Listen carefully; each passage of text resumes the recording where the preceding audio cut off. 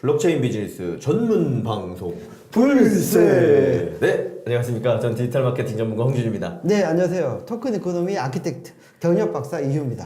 벌써 31번째 시간. 시간입니다. 네. 네. 그 저희가 거버넌스 특집을 하고 거버넌스, 있는데요. 네. 이 거버넌스가 계속 말씀드리지만 매우 중요한 요소입니다. 그래서 왜 거버넌스가 중요한지 초반에 설명드렸고 다오 말씀도 드렸고요. 지배구조 의사결정의 차이점, 뭐 온체인, 옵체인에 대한 얘기, 현실과 시장의 방향성, 그걸 맞추기 위한 네트워크 마켓 핏. 홍성진 변호사님이 얘기해주신 새로운 용어를 만들었어. 네, 관련된. 그리고 비트코인이 실제 실제로 거기서 어떻게 그 하드포크나 이루어지는 과정이나 이런 것들. BIP에 대한 내용, 그다음 BIP 101을 실제 들여다봤고요. 네. 그다음에 실제로 일어났었던 일들의 내용, 그리고 채굴자들이 투표하기 때문에 있었던 이슈까지 얘기를 했고 오늘은 또 이어서 이더리움을 가야죠. 비트코인 봤으면 이더리움까지 봐줘야죠. 근데 혹시 이거 약간 벗어난 얘기지만 네. 이더리움 영어 발음이 뭔지 아세요? 이더리움 아닌가요? 이세리움. 이세리움인가요? 그리고 그 이더를 뭐라 그러지 아세요? 있어? 있어. 있어? 제가 있어. 이더 있어? 어디서 이걸 들으시고 아니. 같이 일하는 사브리나가 얘기했나요? 그건 아니고 그 김선재 해시드 김선재 대표를 만났는데 우리 사브리나랑 같이 만났거든요. 만나가지고 얘기를 하는데 이 세리움이라고 발음하는 거야. 그래서 이 세리움 맞나 해가지고 찾아봤거든요. 유튜브 보니까 비탈릭이 발음한 게 유튜브로 계속 반복돼서 나오는 게 있어요. 이세리움. 그래서 있어. 이도 있습니다, 저도. 저도 이도 좀 가지고 있습니다. 이세리움 우리가 봐줘야죠. 사실 이세리움이 어떻게 보면 이 거버넌스 얘기할 때 가장 또 중요한 요소기도 합니다. 그렇죠. 네, 박사님의 말씀을 또 들어보도록 하겠습니다. 네. 근데 이더리움 자체도 사실은 저기 비탈릭이 비트코인 신봉제였잖아요. 그렇죠. 하드포크 하려고 했는데 안 되고 그래서 독립한 건데 비슷해요. 그 컨센서스 구조가. 그래서 그 이세리움 임프루먼트 EIP야. 네, 역시나 아이디어가 있으면 커뮤니티 커뮤니티 검증해가지고 풀 리퀘스트를 하게 되면 EIP 에디터가 번호와 라벨링해서 기트 레지스토리에 넣어줘요. 그러면 드래프트를 가지고 받아들이냐, 기각되느냐, 처리하느냐, 아니면 아예 그냥 미루던가. 지난번에 얘기했던 거 비슷한 방식으로. 그래서 최종 받아들여지면 안 가가지고 돼. 교체를 하던가, 아니면 이게 리스트를 업데이트를 하던가, 이런 식으로 가는 거죠. 그러니까 바로 직시할 수 있는 건 아마 하는 것 같고요. 그렇지 않은 거는 이제 리스트에 넣어서 진행한다거나 바꿀 수 있는 거 바꾸고 이렇게 기본적인 프로세스를 가지고 있다. EIP의 프로세스를 가지고 있다. 그래서 이더리움 유명한 사건이 초창기 있었죠. 때 뭔가 코드에 실수로 인해 가지고 한번 해킹된 사건이 있었어요. 이더리움을 누군가 쉽게 얘기하면 그냥 해커가 왕창 빼간 사건. 빼간 사건 있죠. 그걸 가지고 카본보트닷컴에서 투표를 했어요. 그래서 이걸 어떻게 할 거냐, 하드포크 시키자 결정을 했는데 찬성이 반대고 찬성이 대부분이고 반대가 좀 없어가지고 이렇게 이거는 통과됐는데 그 참여한 사람들 보니까 토탈 이더리움 그 공급량 중에서 한 5%? 그 남짓한 사람들만 투표에 참여를 했고요. 그 중에서 보면 그 대부분 찬성한 것 중에 한 사람이 갖고 있는 이더 비중이 상당히 높았어요. 그래서 이 한 사람의 의사결정대로 실질적으로 간 거 아니냐라고 보는데 이 한 사람이 하여튼 비탈릭일 수도 있고 하여튼 그렇죠. 추정된다. 조금 더 설명드리면 결국 요 파이가 처음에 되게 커 보이고 문제 없어 보이잖아요. 그럼 예스가 많이 나왔으니 해야 된다는데 요걸 잘 들여다보다 보니 요게 요 안에 들어가는 부분이라는 거죠. 요거밖에 안 돼. 요게 의사결정을 나온 거야. 예를 들면 5%라고 치면 5% 중에 4%가 찬성한 거고 그 4% 찬성도 까봤더니 1점 몇 프로는 원 보터가 그러니까 한 사람이 다 누군지 모르겠지만 한 놈이 가지고 있더라. 그렇죠. 그런 이슈가 발생한 거. 그래서 아시겠지만 이더리움이 이더리움으로 가고 하나는 이세리움으로 가고 이세리움 클래식이 나와서 두 개로 구분되게 되는 이유였고 이런 부분도 어떻게 보면 거버넌스에 연관이 다 되는 거예요. 연관된 좀 문제이다. 이런 부분들을 앞으로 더 어떻게 잘 처리해 나갈 거냐의 이슈도 있다. 그래서 그 다음 페이지 가보면 그 이세리움을 만든 우리 비탈릭 천재죠. 사실 인정해야죠. 얼굴 이 머리 뜬 거 봐요. 천재라고 좀 느껴지잖아요. 여드름 있는 천재예요.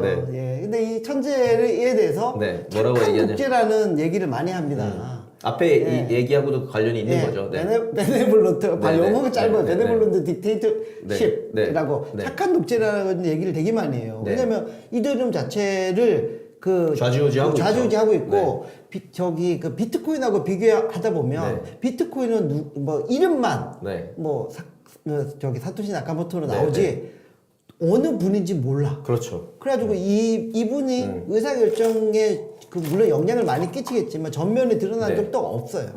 근데 비탈릭은 이더리움을 누가 만들었는지 비탈릭이 만들었다는 걸 다 알아.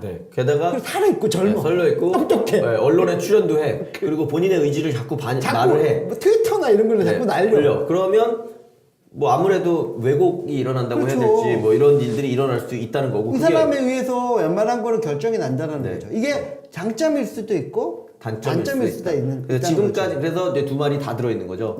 독재인데 착해. 여전히 착한 면을 가지고 있다. 왜냐면 뭐 아시겠지만 여전히 이더리움을 뭐 현금화해서 뭐 흥청망청 쓴다거나 이런 일을 이뤄내지 않고 있고 쓴소리도 많이 하고 쓴소리도 많이 하고 그 뭐 돈만 받기 위한 ICO 같은 경우에 그걸 다오가 아니라 다이코로 해야 된다는 얘기까지 하고 있고 이런 부분을 보면 아직 분명히 개인으로서 좋은 철학적인 걸 가지고 있으니까 착한 독재다 이런 말들이 나오고 있다 이렇게 보셔야 될 것 같습니다. 그 다음에 뭐 저기 블라드 잠피르라고 되게 유명한 그 이더리움 재단에서 하는 개발자에게 보낸 이메일을 보더라도 뭐 POS가 이더리움 거버넌스를 바꾸지 못한다. 막 그러면서 마이너들이 심각한 그 어떤 영향력을 행사하지 못한다. 그리고 비탈릭이 저기 이런 거에 영향을 못 준다라고 써져 있는데 아니죠. 실제로 영향을 다 주고 있죠. 그렇죠. 그리고 예를 들면 아마 그 뭐지?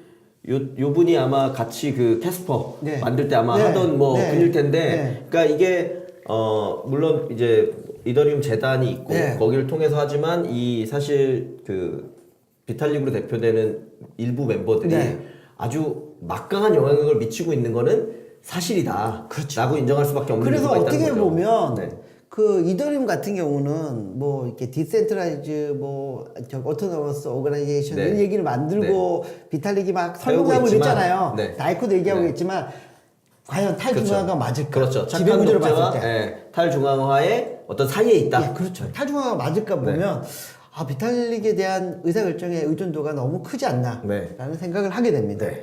또 이더리움 하면 항상 중요한 문제죠.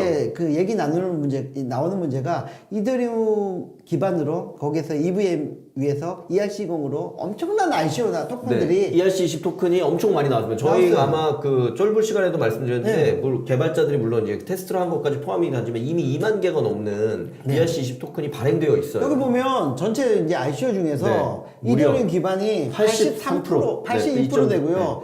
자체 블록체인이 8.6%. 뭐 그리고 나머지는 별로 없어요. 다 포크 몇 개 있고. 2% 이하 뭐 다 0%대예요. 포크 있고 그리고 이더리움 ERC20 과연 그 기반에 어떤 토큰을 발행했어요.